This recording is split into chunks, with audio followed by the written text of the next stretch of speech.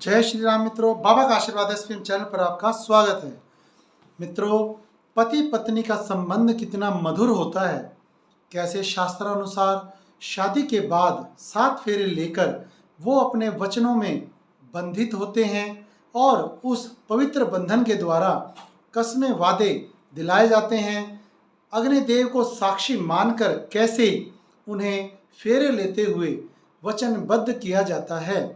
वचनों में बंधकर अपने जीवन को आनंदित और आनंद मग्न बनाते हुए कैसे वो जीवन यापन करेंगे, एक दूसरे से पूछ कर किस प्रकार से वो अपने कार्यों को करेंगे, इस मधुर संबंध के बारे में आज हम आपको थोड़ा सा बताना चाहेंगे।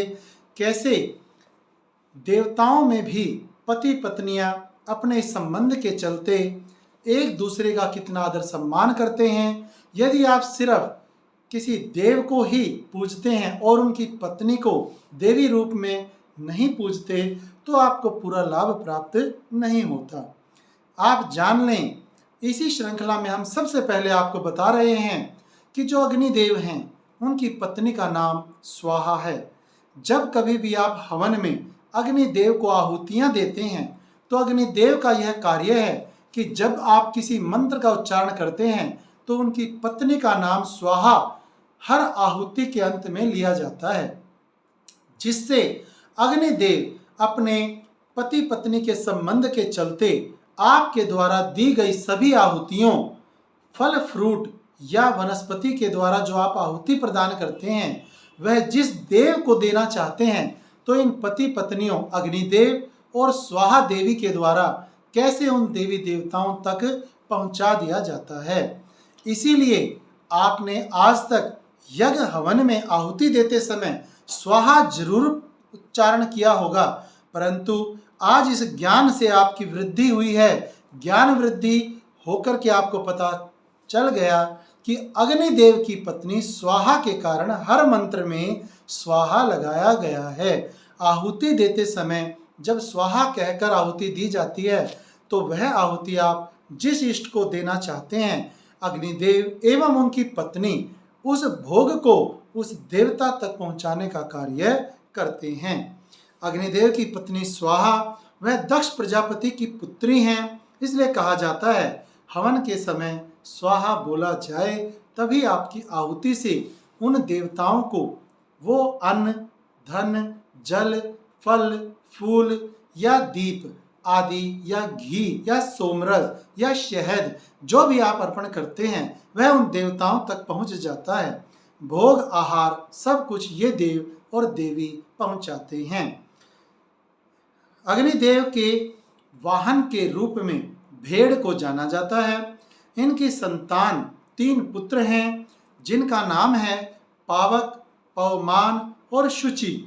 राम जी के जन्म के समय भी दशरथ जी ने ऐसा ही एक यज्ञ करवाया था जिसमें अग्निदेव उन्हीं इष्ट देव के रूप में आकर के दशरथ जी एवं उनकी रानियों को खीर प्रदान की थी, जिस खीर को खाने से दशरथ जी के यहाँ तीनों उनकी धर्म पत्नियों के गर्भ से 4 पुत्रों की प्राप्ति हुई थी, जिनमें सबसे बड़े पुत्र श्री रामचंद्र जी थे। इस प्रकार से यदि आप सच्चे मन से हवन करके कोई आहुति किसी भी इष्ट को पहुंचाना चाहते हैं, किसी भी देवता को देना चाहते हैं और जो मनोरथ सिद्ध करवाना चाहते हैं तो उसमें अग्निदेव और उनकी पत्नी स्वाहा का सबसे महत्वपूर्ण योगदान माना जाता है।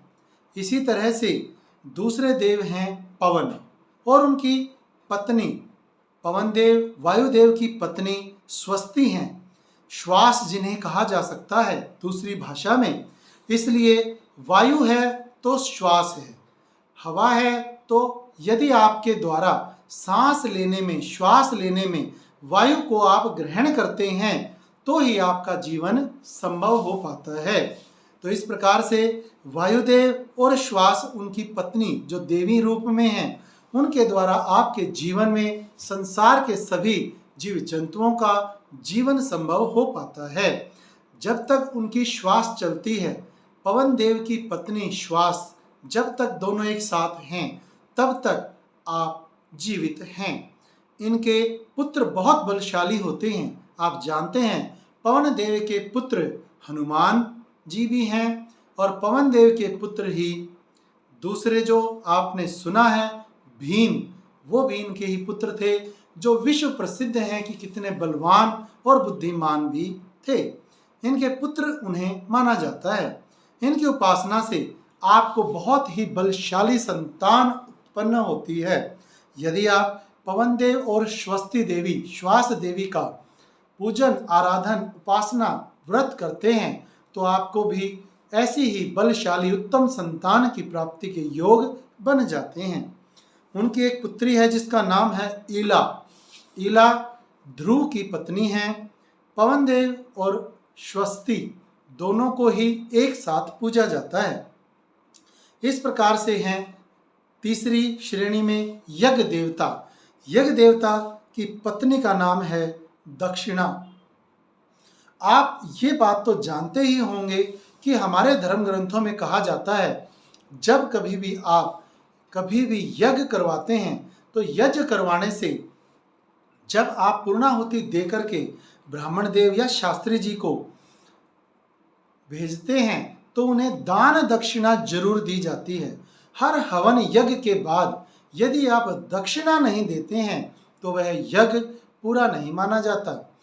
आपको हम बताना चाहेंगे यज्ञ देव की पत्नी का नाम है दक्षिणा। ये दोनों ही एक साथ पूजित हैं, इसीलिए हर यज्ञ के बाद दक्षिणा देने का विधान जरूर कहा जाता है। आहुति से यज्ञ पूरा होता और दक्षिणा बिना यज्ञ पूरा नहीं माना जाता। रावण के पिताजी ने जब शिवजी के घर सोने का महल बनवाया था तो उस समय आपको पता है कि रावण के द्वारा रचा गया यह पूरा प्रपंच इस प्रकार से था कि वह शिवजी को अपनी लंका ले जाना चाहते थे। जब शिवजी ने गृह प्रवेश के लिए हवन करवाया तो उसमें मुख्य रूप से पंडित बनकर रावण ने ही यज्ञ किया। अब विधि विधान के अनुसार जब शिवजी ने कहा कि मांगो आप दक्षिणा में क्या चाहते हो, तब रावण ने कहा कि जो मैंने आपके लिए सोने का यह महल कैलाश पर निर्मित किया है, आप इस महल के साथ मेरे श्रीलंका निवास स्थान पर पधारें। तो भगवान भोलेनाथ ने उनकी जिह्वा पर सरस्वती जी को विद्यमान करके उनसे ये कहलवाया कि मैं सोने का बनाया गया यह महल ही आपसे दक्षिणा के रूप में चाहता हूँ। तब शिवजी ने कहा तथास्तु। तो रावण बहुत पछताया कि मैं मांगना चाहता था कि इस महल के साथ, सोने के महल के साथ आप और आपका पूरा परिवार मेरे साथ मेरे निवास स्थान श्रीलंका चलें, परंतु मेरे मुंह से तो केवल यह निकला कि यह महल ही मैं प्राप्त करूं। भगवान भोलेनाथ बहुत समझदार हैं।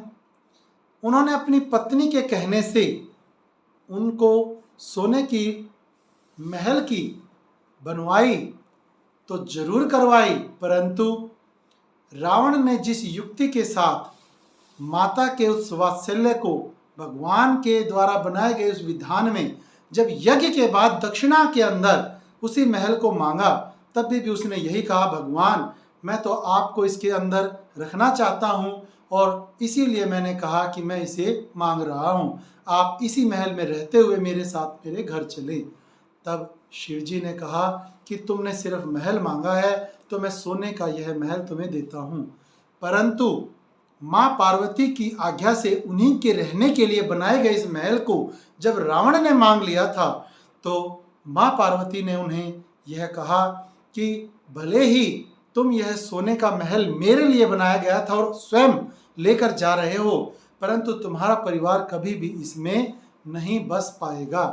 इस प्रकार से माता के कथन को श्री राम जी ने उस समय पूरा किया जब परिवार सहित रावण के पूरे वंश का सिर्फ विभीषण को छोड़कर नाश कर दिया था। विभीषण ने राम नाम का सहारा लिया, इसलिए उसे छोड़ा गया था। जो राम जी की शरण में जाते हैं वह हर प्रकार से हनुमान जी के भी प्रिय हो जाते हैं और अन्य देवी देवताओं का भी उन पर आशीर्वाद बना रहता है। आप पर भी भगवान जी का, श्री रामचंद्र जी का, माँ भवानी का, हनुमान जी का विशेष प्यार रहे, आशीर्वाद रहे। उनके आशीर्वाद से आपके जीवन में कल्याण ही कल्याण हो, इसी शुभकामना के साथ हम आपसे प्रार्थना करेंगे कि हमारे चैनल को सब्सक्राइब कर दें और ज़्यादा से ज़्यादा शेयर करके पुण्य के भागी बने। जय श्री राम।